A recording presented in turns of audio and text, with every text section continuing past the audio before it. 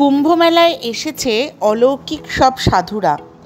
নাগা সন্ন্যাসী, অঘরী সন্ন্যাসী, শতনামী সন্ন্যাসী, সীতারাম সন্ন্যাসী, শঙ্করাচার্য সম্প্রদায়, আরও কত না সাধুরা, এবং প্রত্যেকেই তারা বিভিন্ন অলৌকিক ক্ষমতায় শক্তিশালী। আজ আমরা ঘুরে দেখলাম কুম্ভমেলার সেই সমস্ত সাধুদের আখাড়া, দেখলাম তাদের জীবনযাত্রা, কথা বললাম তাদের সঙ্গে। একটা সমস্ত বিকেল আমরা কাটালাম এই সাধুদের সঙ্গে। বিচিত্র সমস্ত তাদের আচার আচরণ, বিচিত্র তাদের পোশাক পরিচ্ছদ, বিচিত্র তাদের ক্রিয়াকর্ম। কি অদ্ভুত এ দেশ, কি বিচিত্র এ দেশ, এখানে কি বৈচিত্র্যের মধ্যে ঐক্য। আমরা আজকে যাব ত্রিবেণী সঙ্গমের ঠিক উল্টো দিকে অবস্থিত ঝুসির আখাড়াগুলোতে। আপনারা প্লিজ এক্সপ্লোর উইথ মৈত্রেয়ী চ্যানেলটির সঙ্গে থাকবেন। আমি মৈত্রেয়ী, আমি ঘুরে বেড়াচ্ছি এখন কুম্ভ মেলা এবং আপনাদেরকে তার ভিডিও করে দেখাচ্ছি। প্লিজ প্লিজ প্লিজ আমার চ্যানেলটিকে লাইক করুন, সাবস্ক্রাইব করুন এবং কমেন্ট করুন ও শেয়ার করুন, তাতে আমার ভিডিও করার আগ্রহ আরও বাড়বে। তো আমরা এখন স্নান করে এই যে 8 নম্বর পুনটুন ব্রিজ, এটা 8 নম্বর পুনটুন ব্রিজের ওপরে আছি। তো এখান থেকে আমরা ওপাশে যাচ্ছি, মানে ঝুসির দিকে যাচ্ছি। তো ওদিকে সমস্ত সাধুদের আখড়া, তো সেই দিকটা যাব। এখন গঙ্গার ওপরে আছি। এই জায়গাটা দুর্দান্ত লাগছে, আর পেছনের ব্রিজ দিয়ে প্রচুর মানুষ আসছে, প্রচুর মানুষ স্নানের জন্য সঙ্গমে ঢুকছে। তো প্রচুর মানুষ চতুর্দিকে, ঘাটগুলোকে পুলিশ ফাঁকা করে দিতে বলছে। তো আমরা ফাঁকায় ফাঁকায় স্নান করে নিয়েছি। এবার এই 8 নম্বর পুনটুন ব্রিজ দিয়ে আমরা যাব ওপাশের আখড়ায়। পতিত পাবনী গঙ্গার উপর এই ভাসমান ব্রিজ আমি প্রথমবার দেখলাম, এবং ভীষণ বিচিত্র এই ব্রিজ। গঙ্গার ওপরে এপার থেকে ওপার অবধি এই ভাসমান ব্রিজ, এবং তার উপর দিয়ে টোটো, অটো, মোটরসাইকেল সমস্ত কিছুই চলে যাচ্ছে। তো হাঁটতে হাঁটতে চলে এলাম গঙ্গার এপারে, অর্থাৎ ঝুসির দিকে। এখানেও সব বিচিত্র পশরা। একটি মেয়ে ব্যালেন্সের খেলা দেখাচ্ছে দড়ির উপরে, আর চারপাশে প্রচুর মানুষ, প্রচুর কোলাহল। তারপর চলে গেলাম এখানের এই ঝুসির আখাড়ায়। মূলত এখানে স্বস্তিক দ্বার বলে একটি দ্বার আছে, সেই দ্বার দিয়ে ঢুকেই প্রথমেই দর্শন পেলাম এই নাগা সন্ন্যাসীর। ইনি সম্পূর্ণ উলঙ্গ এবং একাই বসে রয়েছেন একটি চেয়ারের ওপর।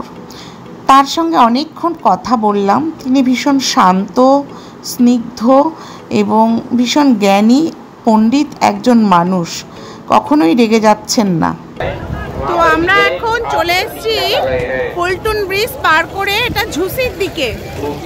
ঝুসিতে হচ্ছে প্রচুর আখাড়া। তো আখাড়া, বেশ কিছু আখাড়াতে এখন সাধুরা নেই, কিন্তু কিছু কিছু আখাড়াতে সাধুরা আছেন। তো আমরা যাদের দর্শন পাচ্ছি, তো তাদের সঙ্গে একটু কথা বলছি, তাদের আশীর্বাদ নিচ্ছি। তো বেশ কিছু নাগা সন্ন্যাসীর দর্শন পেয়েছি। তো এখানে প্রত্যেকটা আখাড়া করা রয়েছে একটা একটা করে। তো আমরা এই আখাড়াগুলো একটু একটু করে ঘুরে দেখছি যতটা সম্ভব। এই বিচিত্র সাধুদের দেখতেই তো আমার কুম্ভ মেলাতে আসা। যদিও অনেক সাধু 3টে শাহী স্নানের পর আখাড়া ছেড়ে চলে গেছেন, কিন্তু যারা আছেন তাদের সঙ্গেই কথা বললাম। যে কয়জন সাধুর সঙ্গে কথা বললাম তারা খুব সুন্দর কথা বললেন, কিন্তু তারা ক্যামেরা করতে বারণ করলেন, ফলত তাদের সাক্ষাৎকারগুলো ক্যামেরায় তুলতে পারলাম না। এখানে একজন সাধু ছিলেন, তিনি এখন নাগা সন্ন্যাসী হননি, কিন্তু তার প্রস্তুতি পর্ব চলছে। 12 বছর পর তিনি নাগা সন্ন্যাসীর অধিকার প্রাপ্ত হবেন, এবং তখন তিনি নাগা সন্ন্যাসী হিসেবে নিজেকে বলতে পারবেন। এখন তিনি ছাত্র মাত্র। তারপরে চলে এলাম একটা দশনামী সম্প্রদায়ের আখাড়ায়। সমস্ত আখাড়াটাই তখন ফাঁকা। তো গেট খুলে ঢুকে পড়লাম ভেতরে। চারপাশে প্রচুর ছনের ঘর, ছন দিয়ে খুব সুন্দর করে ঘর করা, আর নিচে কার্পেট পাতা, খুব সুন্দর পরিষ্কার পরিচ্ছন্ন, সাজানো গোছানো, চারদিকে আলোর কাজ রয়েছে। আর মাঝখানে রয়েছে একটা শিব মন্দির এবং মন্দিরের সামনে রয়েছে নন্দী ভগবান। তো আমরা একটা আখাড়ার ভেতরটা দেখার চেষ্টা করলাম। ভেতরে একজন সাধু বসে আছেন আর নানান রকম কিছু ধর্মীয় কথাবার্তা লেখা রয়েছে, নিচে কার্পেট পাতা রয়েছে। তো এখানেও কিছুক্ষণ কথা বললাম, কিন্তু সেই একই ব্যাপার, এনারা ক্যামেরা বা মোবাইল ক্যামেরা কিছুর সামনেই কথা বলতে নারাজ। ঝুসির রাস্তার চারপাশে কিন্তু প্রচুর পসরা, আর এই পসরা মূলত সমস্ত এই রুদ্রাক্ষ, তারপরে কমলের বীজ ও নানান জিনিসের। তারপর এলাম আরেকটি সাধুর আখাড়ায়। ইনি এসেছেন নেপালের জনক নগরী থেকে। তো এনার সঙ্গেও বহুক্ষণ কথা হলো। ইনি জঙ্গলে থাকেন, এই কুম্ভ মেলার সময় বের হয়ে আসেন। তো আরও বিভিন্ন আখাড়ায় পরপর ধুনি জ্বলছে। এখানে আরও একজন নাগা সাধু ছিলেন এবং তিনিও সম্পূর্ণ বিবস্ত্র উলঙ্গ, শ্মশানের ছাই মেখে ধুনি জেলে তিনি বসে আছেন। আর একটা কথা, এখন কিন্তু ভীষণ ঠান্ডা, আর এই সাধু ইনি কালো পোশাক পরিহিতা, কিন্তু কথা বলতে নারাজ। ইনি গোরক্ষনাথ সম্প্রদায়ের একজন সাধু এবং রীতিমতো প্রচুর গাঁজা খেয়ে বসে আছেন, চোখ দুটো ঢুলু। আর সবারই আখাড়ার সামনে এই রকম ধুনির ব্যবস্থা করা আছে, কারণ ঠান্ডা প্রচুর, প্রায় 10 ডিগ্রির নিচে টেম্পারেচার। তো প্রত্যেক সাধুর আখাড়ার সামনে ধুনি জ্বলছে এবং ভক্তরা তাদের সামনে বসে তাদের কথা শুনছেন। চারপাশে বড় বড় ব্যানার টানানো রয়েছে। বিভিন্ন সম্প্রদায়ের আখাড়া, বিভিন্ন সম্প্রদায়ের সন্ন্যাসীদের বড় বড় সব নাম ব্যানার এখানে টানানো রয়েছে। কৈলাসানন্দ গিরির আখাড়ার সামনে দিয়ে এলাম।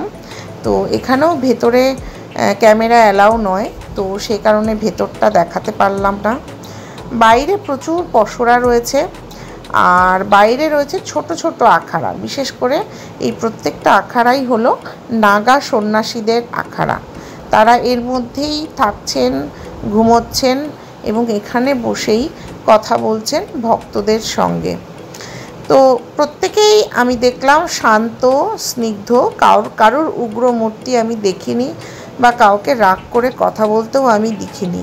আমার সঙ্গে কিন্তু সবাই খুব সুন্দরভাবে কথা বলেছেন। ইনিও একজন নাগা সন্ন্যাসী। ইনি সমস্ত শরীর রুদ্রাক্ষ দিয়ে ঢেকে রেখেছেন এবং খুব অল্প বয়সী ছেলেটি।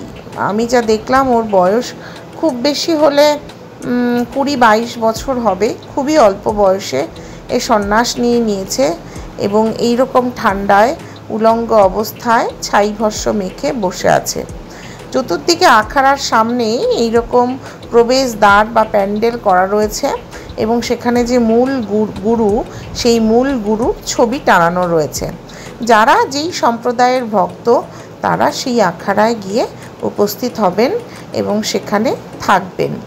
তো আমরা বাইরেটা দেখছিলাম, সেখানে নানান জায়গা থেকে মানুষজন এসেছেন বিক্রি করতে এবং মৃগের নাভি বিক্রি করছেন তারা, কস্তুরী মৃগ বলে, এবং তার গন্ধও শোকাচ্ছেন, কিন্তু ওটা আসল নয় সেটা আমি বুঝতেই পারলাম। এদিকে কিছু উটও রয়েছে। এই উট এখানে চলছে। উটের পিঠে 100 টাকায় বেশ খানিকক্ষণ ঘুরিয়ে আনা হচ্ছে। এটা বেশ মজার বিষয়। এদিকে সন্ধে হতে হতে চারদিকে আলো জ্বলে উঠেছে, চারদিকের বিভিন্ন সম্প্রদায়ের আখাড়াগুলো সেজে উঠেছে। তো তারপর আমরা ফিরে এলাম হোটেলে।